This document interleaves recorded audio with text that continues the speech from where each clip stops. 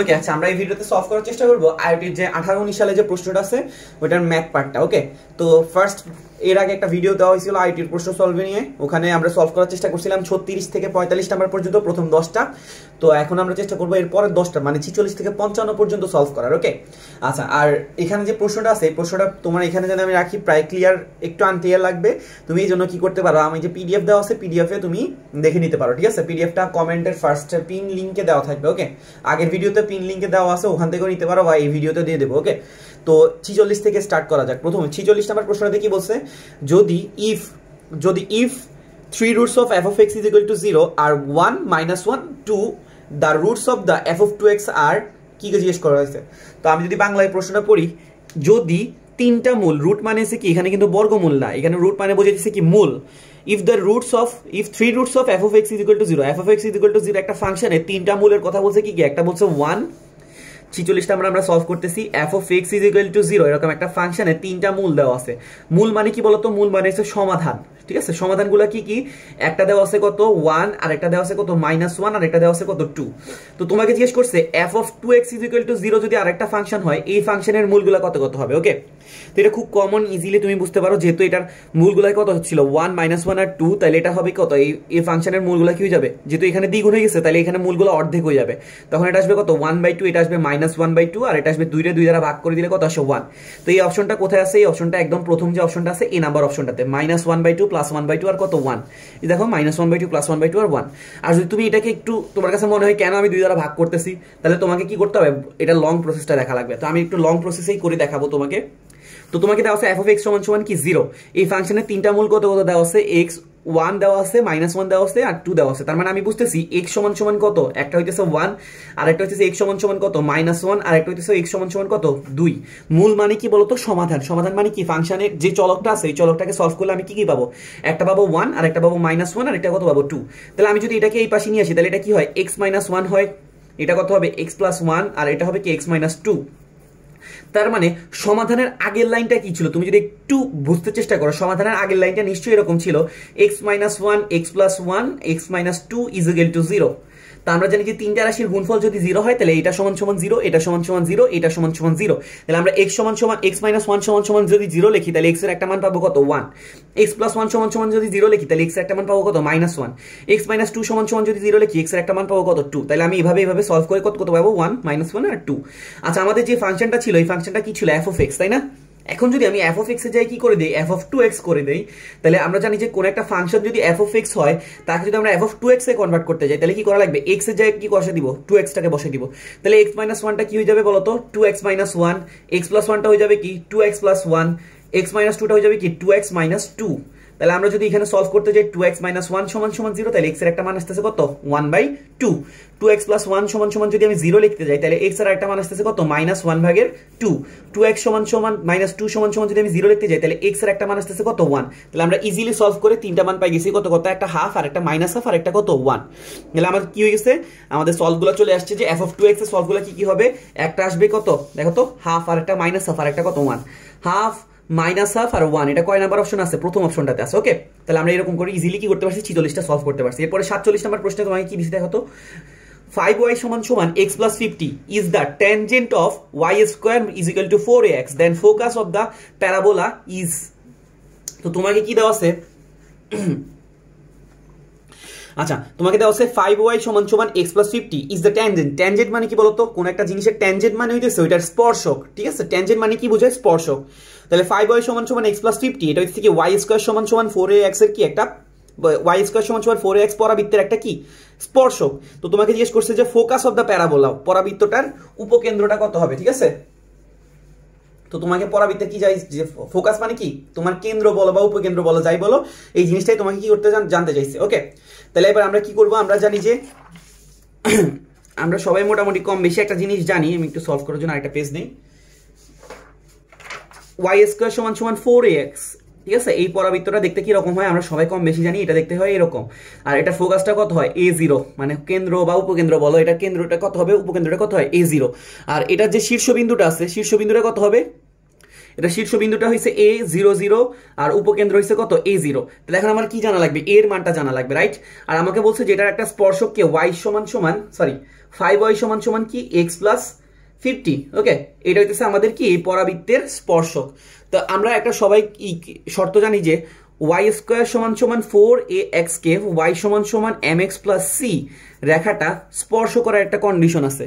y square সমান সমান 4ax কে y সমান সমান mx প্লাস c রেখাটা স্পর্শ করার শর্তটা কি ছিল? c সমান সমান কি হইতে হবে? a ডিভাইডেড বাই m হইতে হবে। সবগুলো রেখে কি এই পরাবৃত্তকে স্পর্শ করবে? না। যে যারা এই কন্ডিশনটা ফলো করবে, যারা c সমান সমান a বাই m কন্ডিশনকে ফলো করবে, তারাই কি করবে? পরাবৃত্তটাকে স্পর্শ করবে। ওকে, তাহলে আমরা এখানে দেখতেছি y স্কয়ার সমান সমান 4x, আমাদের y স্কয়ার সমান সমান 4x আছে। আমাদের এখানে আছে 5y সমান সমান x প্লাস 50। তাহলে আমি যদি y সমান সমান কি জিজ্ঞেস করি, তাহলে তুমি বলবা যে y সমান সমান 5টাকে ওই পাশে পাঠিয়ে দেন ভাইয়া। তাহলে এখানে কি হবে? 1/5x, আর 50কে যদি তুমি 5 দ্বারা ভাগ করে দাও কি আসে? 10। তাহলে আমরা বুঝতেছি আমাদের যে ঢাল আছে এই ঢালের মান কত? 1/5। তাহলে আমাদের m এর মান হইতেছে কত? 1/5, আর c এর মান হইতেছে কত? 10। তাহলে আমরা ইজিলি এই কন্ডিশনে বসাই দিলে a এর মানটা পাই যাব। আমরা a সমান সমান কি বলতে পারি? c সমান সমান যদি a বাই m হয়, তাহলে c সমান সমান a বাই m হইলে a সমান সমান কি লেখা যাবে? cm। c এর মান আমরা কত দেখতেছি? 10, আর m এর মান আমরা দেখতেছি কত? 1/5। 5 আর 10 যদি কাটেন তাহলে কত থাকে? 2। তাহলে আমরা শীর্ষ এই বিন্দুটার স্থানাঙ্ক পাই গেছি কত? 2। তাহলে এখন আমাদের কি দরকার? ফোকাসটাকে চাইছে। তো ফোকাসটাকে আমরা কি বলতে পারি? a0, মানে উপকেন্দ্রটাকে আমরা কি বলতে পারি? a0। তাহলে এটা কি হয়ে যাচ্ছে? 20।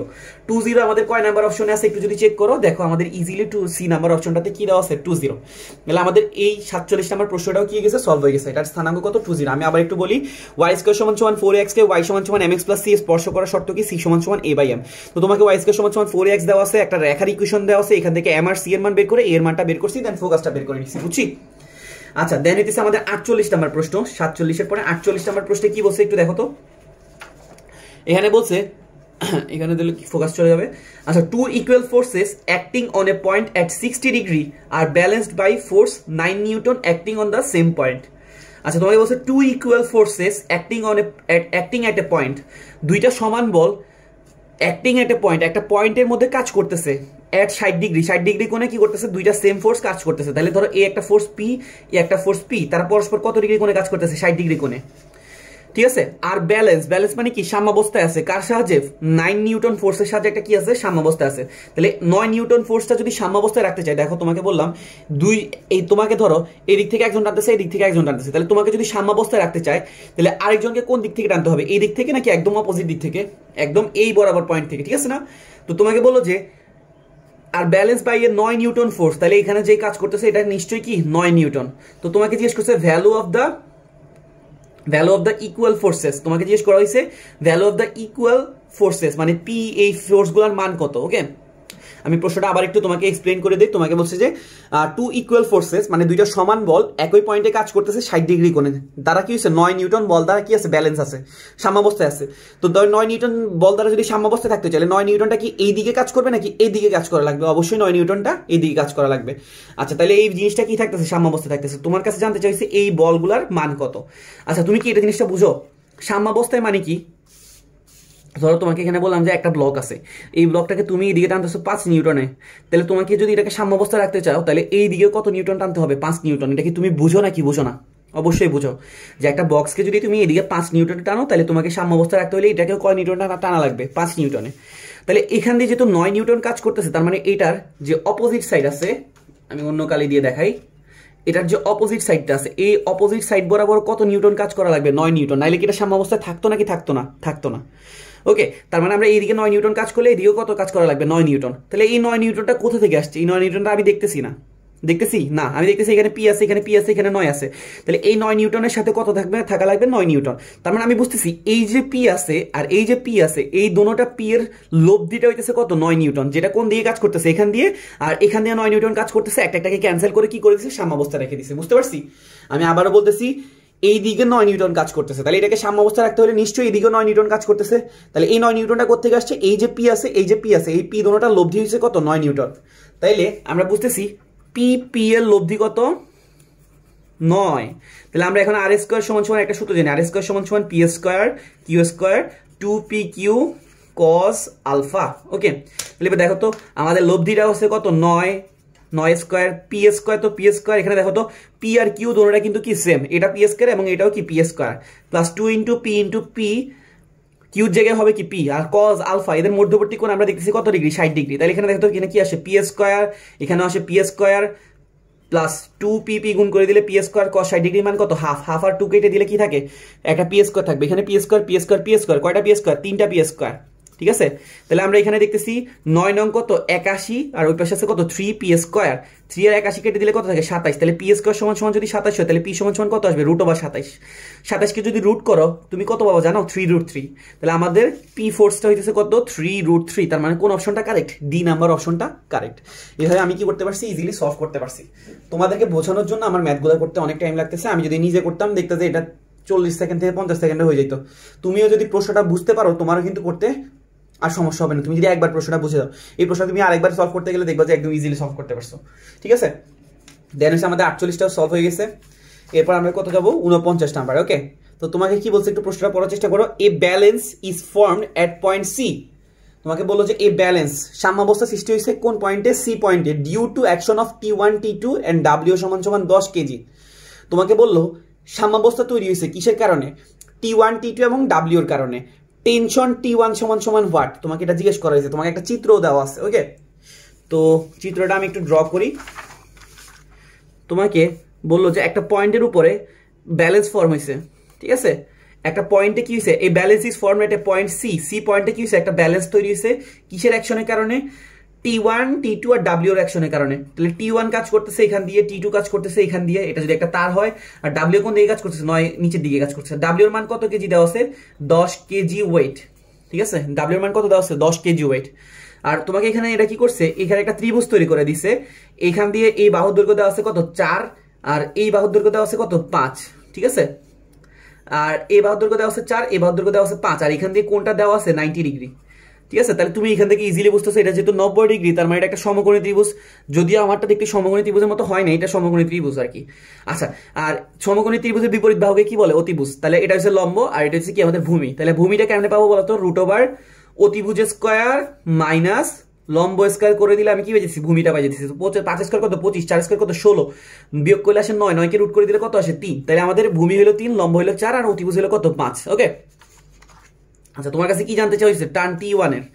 তো আমরা সবাই মোটামুটি একটা সূত্রের সাথে পরিচিত যে লামির উপপাদ্য। লামির উপপাদ্যটা কি কখন কাজ করে, যখন 3টা বল থাকবে আর ওই 3টা বল কি থাকবে সাম্যাবস্থায় থাকবে। ওকে, লামির উপপাদ্য কখন কাজ করে, যখন 3টা বল থাকবে এবং 3টা বল কিসে থাকবে সাম্যাবস্থায়।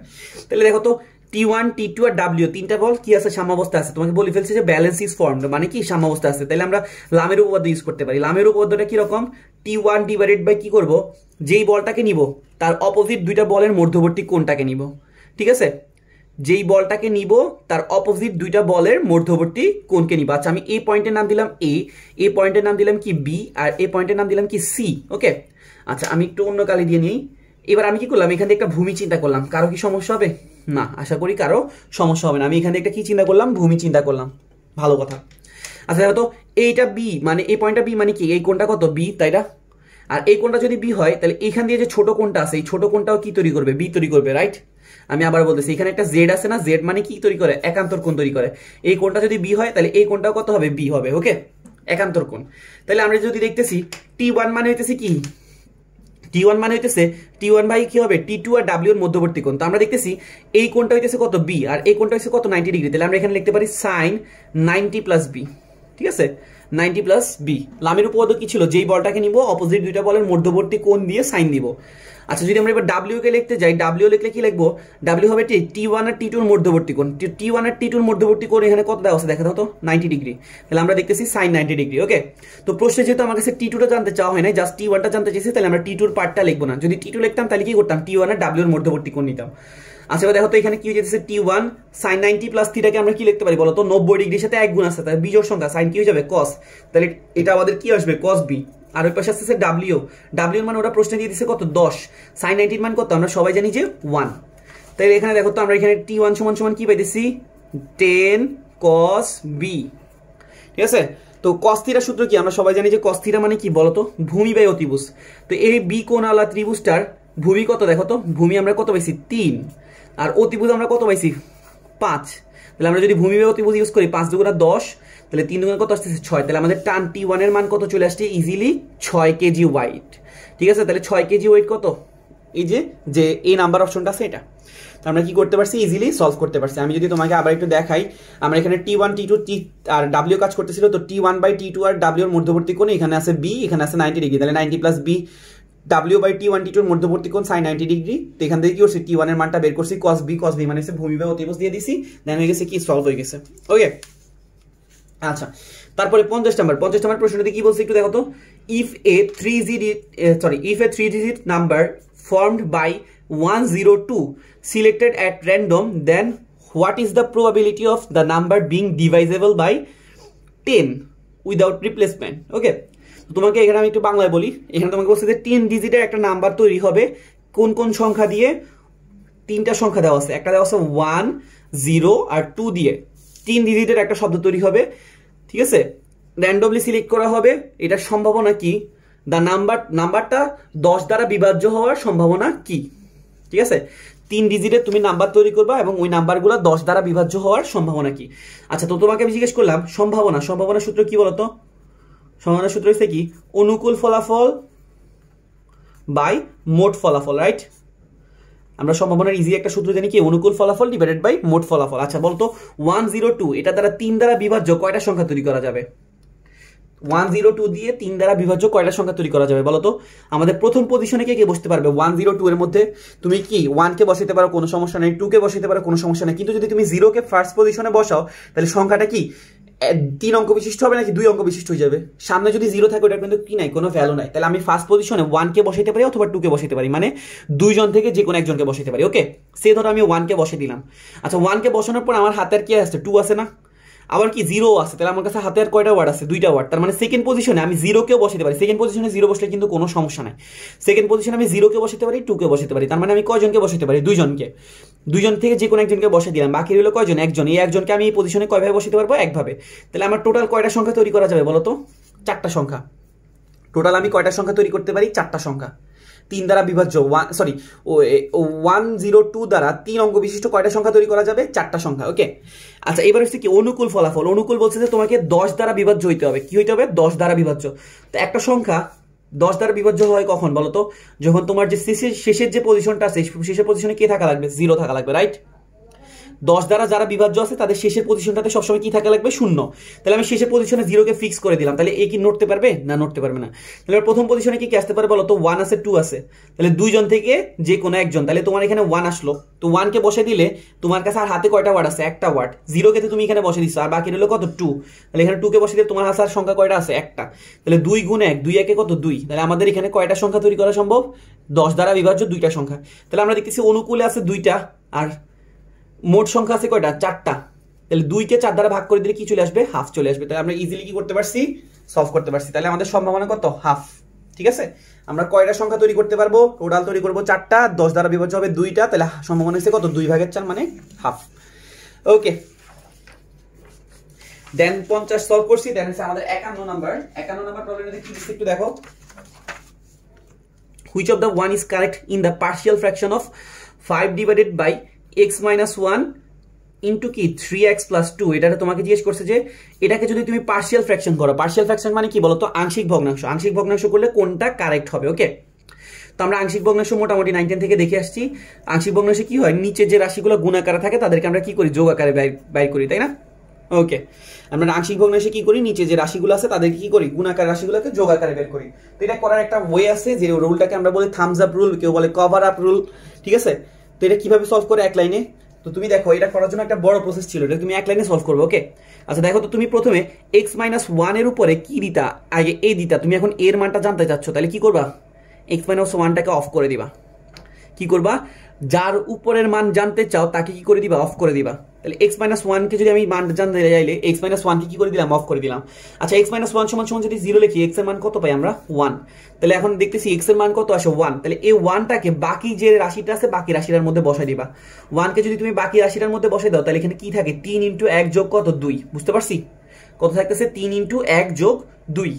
আমি কি বলতেছি, যার উপরের মান বের করতে চাচ্ছ তাকে অফ করে, তাকে সমাধান করে কি করবা, তার মানটা বাকি রাশিটার মধ্যে বসাই দিবা। তাহলে আমি x-1 কে অফ করছি, x-1 কে সমাধান করে x এর মান পাইছি 1, 1 কে বাকি রাশির মধ্যে বসিয়ে দিছি, কি আসছে 5 / 3 × 1 + 2।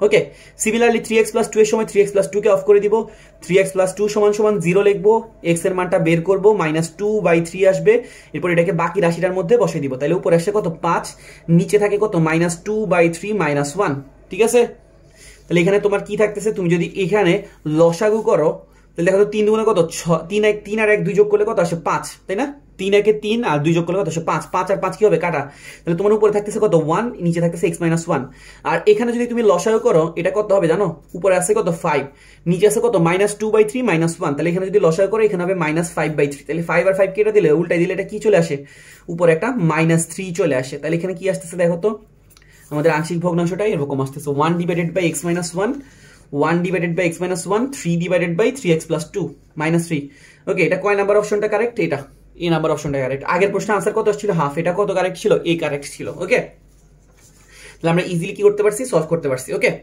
আচ্ছা দেন হইতেছে কি আমাদের 52 নাম্বার প্রবলেম যেটা আছে ওইটা এখানে কি বলছে দেখো তো পয়েন্টস এ আর B points A and B lie on a straight line L L একটা ভেক্টর দেওয়া আছে পয়েন্ট এ আর বি টা কি হইছে এল ভেক্টরটা লাইনের মধ্যে পতিত হইছে রিলেটিভলি টু এ ফিক্সড অরিজিন ও মানে ও বিন্দু একটা মূল বিন্দু সাপেক্ষে তোমার কি আছে দুইটা পয়েন্ট আছে এ আর বি আর ওই লাইনটার উপর কি একটা ভেক্টর আছে এল ভেক্টর তো A has a position vector এর পজিশন ভেক্টরটা দেওয়া আছে কি I -3j + 2k আর B has a position vector কি দেওয়া আছে -2i + 2j - k তো আর সি একটা পজিশন ভেক্টর বলছে 2i + pj - 4k with respect to কি অরিজিন ঠিক আছে অরিজিনের সাপেক্ষে তোমার এ বি সি তিনটার অবস্থান ভেক্টর দেওয়া আছে হোয়ার p is a constant তোমাকে জিজ্ঞেস করছে যে given that AC vector is perpendicular to L vector আচ্ছা AC vector is perpendicular to L vector আচ্ছা তোমাকে আমি প্রশ্নটা একটু এক্সপ্লেইন করি তোমাকে বলা হয়েছে 52 নাম্বার প্রবলেমটাতে তোমাকে এ এর অবস্থান ভেক্টর দেওয়া আছে কি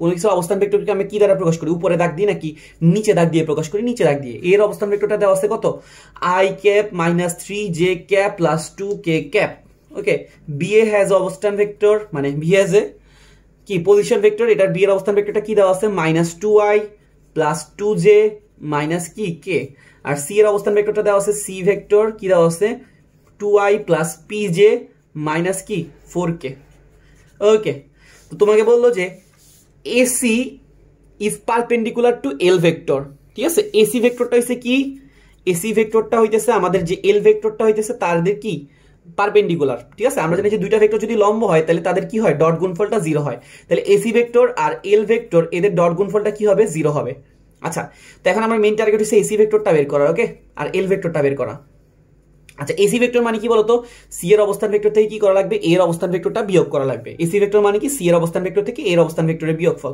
তাহলে সি থেকে যদি তুমি এ কে বিয়োগ করো দেখো তো কি আসে 2i থেকে যদি i কে বিয়োগ করে দাও তাহলে কি আসবে i তারপরে pj থেকে যদি তুমি 3j কে বিয়োগ করে দাও pj থেকে যদি তুমি কি করো -3j কে বিয়োগ করে দাও এটা মাইনাস এ প্লাস হয়ে যাবে তাহলে এটা কি আসতেছে p + 3 * j আর -4k থেকে যদি +2k কি বিয়োগ করে দাও তাহলে এটা কি হয়ে যাবে -6k বুঝতে পারছি আমাদের এসি ভেক্টর কোন কিছুর অবস্থান ভেক্টর থেকে যদি তুমি মেইন ভেক্টরকে বের করতে চাও শেষের অবস্থান ভেক্টর থেকে আদির অবস্থান ভেক্টরটা কি করা লাগবে বিয়োগ করা লাগবে এসি ভেক্টর মানে কি সি ভেক্টর - এ ভেক্টর তাহলে আমরা কি করলাম সি ভেক্টর থেকে এই ভেক্টরটাকে বিয়োগ করলাম আচ্ছা এরপর হচ্ছে কি এল ভেক্টর তো তোমাকে শুরুতে একদম প্রথম লাইনে বলছে এল ভেক্টরটা হচ্ছে কি এ আর বি এর যে একটা লাইন আছে ওই লাইনটার মধ্যে পতিত হয় মানে কি এ আর বি এর যে লাইনটা আছে ওই লাইনের উপর এল ভেক্টরটা অবস্থিত তাহলে আমরা এল ভেক্টরকে কি বলতে পারি ইনডাইরেক্টলি বলতে পারি A B vector R A B ভেক্টরটা কেমনে বের করবো বলো তো বি এর অবস্থান ভেক্টর থেকে এর অবস্থান ভেক্টরটাকে বিয়োগ করবো তাহলে -2i থেকে যদি তুমি i কে বিয়োগ করে দাও এটা হয়ে যাবে -3i 2j থেকে যদি -3j কে বিয়োগ করে দাও এটা হয়ে যাবে কি 5j আর এটা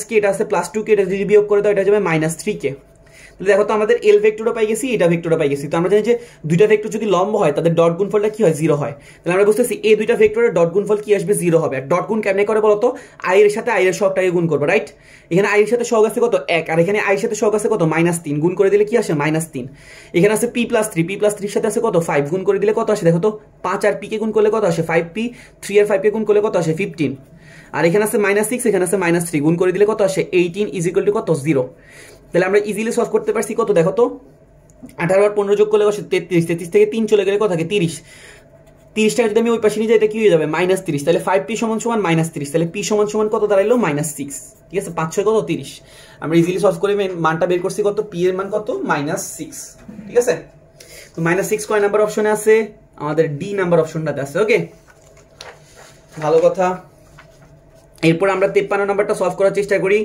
53 নাম্বার একটা তোমাকে বাস্তব সংখ্যার মানে অসমতার প্রবলেম দেওয়া আছে। Which one is the correct of the inequality, মানে অসমতার মধ্যে কোনটা সঠিক।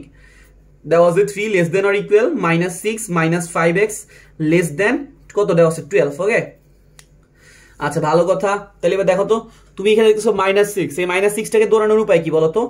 +6 করে দেওয়া না, সবার সাথে কি করে দেওয়া +6 একটাকে অ্যাড করে দেওয়া, -6 কে দৌড়ানোর উপায়। তাহলে এটা কি যাবে 3 আর 6 যোগ করে দিলে কত হবে 9, আর এখানে আছে কত -5x, এখানে কত আছে 5 আর 12 আর 6 যোগ করে দিলে কত আসে 18। আচ্ছা এবার আমি কি করব -5 দিয়ে উভয় পাশে ভাগ করে দিব, তাহলে এটা হয়ে যাবে কি 9/-5 আর এটা হয়ে যাবে কত 18/-5। তুমি জানো যে ঋণাত্মক সংখ্যা দিয়ে যদি তুমি গুণ অথবা ভাগ করো তাহলে অসমতার চিহ্নটা কি হয়ে যায় চেঞ্জ হয়ে যায়।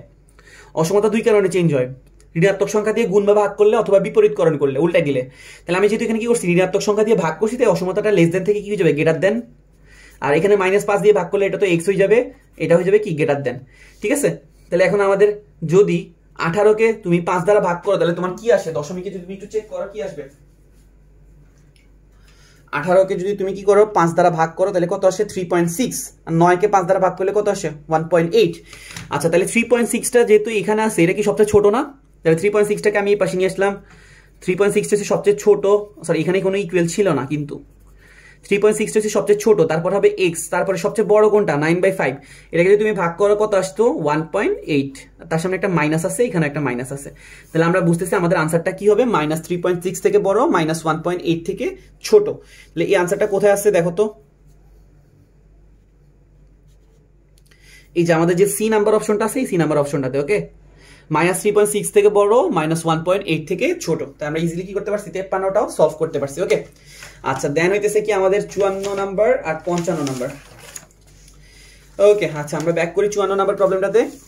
প্রশ্নটা একটু রাখি, কি দেওয়া আছে দেখো তো, একটা দেওয়া আছে find the value of ln r, মানে কি করতে বলছে ln r এর ভ্যালুটা বের করতে বলছে। হোয়ার r সমান দেওয়া আছে কি cubic root of 3b divided by 4π, আর এর একটা ভ্যালু দেওয়া আছে কি cubic root of 3v divided by কি দেওয়া আছে 4π। তোমাকে এখান থেকে কিসের মান বের করতে বলছে ln r এর, তো যেহেতু ln r বের করতে বলছে আমি উভয় পাশে কি নিয়ে আসবো একটা ln নিয়ে আসবো। ওকে আচ্ছা cubic root of 3b divided by কি আছে 4π। ওকে ln r উভয় পাশে কি নিয়ে আসলাম ln নিয়ে আসলাম, তাহলে এটা হয়ে গেল কি ln r, আর এই পাশে হয়ে গেল কি ln cubic root of 3b divided by 4π। আচ্ছা ln 3b ডিভাইডেড বাই 4π আমরা সবাই কম বেশি জানি যে কিউবিক রুট মানে কি পাওয়ার টু দি পাওয়ার কি আছে 1/3, আর ln এর একটা বৈশিষ্ট্য আছে পাওয়ারটা কি হয়ে যায় সামনে চলে আসে। ওকে তাহলে 1/3 কি হয়ে যাবে সামনে চলে আসবে। ওকে আচ্ছা তো আমরা সবাই মোটামুটি কম বেশি শিখছি যে ln a ইন্টু b এটাকে কি লেখা যায় বলতো ln a plus ln b, আর ln a বাই b এটাকে কি লেখা যাবে ln a minus ln b। তাহলে এখানে দেখো তো ln যদি গুণ আকারে থাকে তাহলে কি হয়ে যাবে যোগ আকারে, যদি ভাগ আকারে থাকে তাহলে কি হয়ে যাবে বিয়োগ আকারে। তাহলে দেখো তো 3 এর v কি আকারে আছে দেখো তো গুণ আকারে আছে, তাহলে এটা কি হয়ে যাবে কি যোগ আকারে ln 3 প্লাস ln v, আর ln এই 4টা কি আকারে আছে ভাগ আকারে, তাহলে এটা হয়ে যাবে মাইনাস ln 4, পাইটা কি আছে ln ভাগ আকারে, তাহলে এটা কি হয়ে যাবে মাইনাস ln পাই। ঠিক আছে, তাহলে দেখো তো আমাদের আনসারটা কি দাঁড়ালো 1/3 ln 3 ln v minus ln 4 minus ln পাই। এটা কয় নাম্বার অপশনে আছে দেখো তো 1/3 ln 3 ln v minus ln 4 minus ln পাই। ঠিক আছে, তাহলে আমরা কি করে ফেলছি ln এর প্রশ্নটাও সলভ করে ফেলতে পারছি।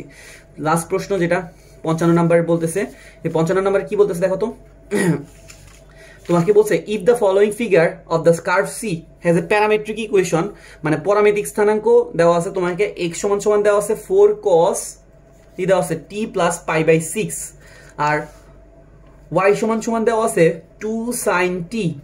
ঠিক আছে, ফাইন্ড কি x প্লাস y, তোমাকে x প্লাস y এর মানটা বের করতে বলছে। তোমাকে একটা প্যারামেট্রিক ইকুয়েশন দেওয়া আছে পরামিতিক স্থানাঙ্ক।